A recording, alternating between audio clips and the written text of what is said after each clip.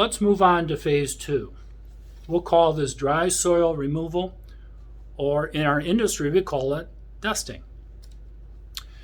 It's been well documented that up to 70% of dry soil by weight is contained in a rug. Why not remove it before you add water and make mud? Well, that's the standard of care that's best practice. So how do you go about doing that? Well, you could be reliant on a vacuum cleaner, but the way rugs are constructed with a warp and a weft, and if we're talking hand knotted rugs, those knots or those yarns are tied around the warp yarns. Soil, very small particulates can actually embed themselves into the foundation of the rug. A vacuum cleaner, even with a beetle bar, will not remove it adequately.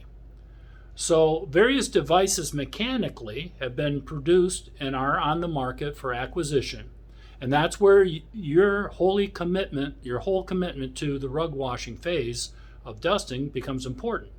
Because if you're going to be production oriented, scaling up, you'll need some mechanical means to help you accomplish that so that you can do volumes of rugs in that process of dusting. So what's available to you? Well, there are strap dusters, there are mechanical conveyed rugs into machines that do dusting automatically. We have tumble dusters in the marketplace. These are the two popular methods for production. There's also air dusting. Now we're talking about air movement, not as if a leaf blower is blowing over the surface. We're talking about volume of air pressure causing lift or levitation of the soil out of a rug. And of course, you need to have a commitment of space and time and money for that device to work as well. So, very important, remove the dry soil from the rug before you enter the next phase. And the next phase is washing. So let's talk about washing. Therein lies the importance of having the best skill set possible from your staff. Because washing has to take in consideration the type of rug it is, its construction, its ability to be sustained through a wash cycle. We'll talk about in your mind, you'll review, well, how are the dyes? How will I manage dye migration?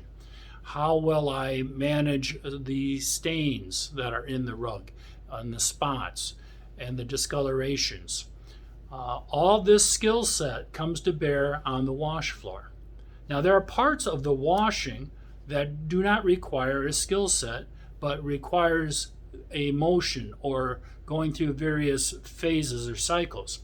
And when you scale up, this is where your whole commitment comes into play of space, time, and money, because you can use mechanical devices to accomplish some of that. Maybe one of the more simpler devices that we could talk about is a scrubber, mechanical brush action for agitation. You know, the cleaning pie is time, heat, and agitation, and any one part of that can be accelerated for improving the quality and also saving time. There are machines available that actually accomplish the scrubbing and convey a rug through it, or power washing, rinsing out the rug, compression wringing. All that will have something to do with our later phases of the work.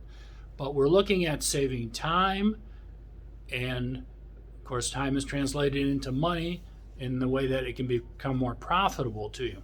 So you need to have that skill set on the floor to know what can be done mechanically, and those eyes on the rug will be the human factor that'll determine the level in which you take that rug through the process.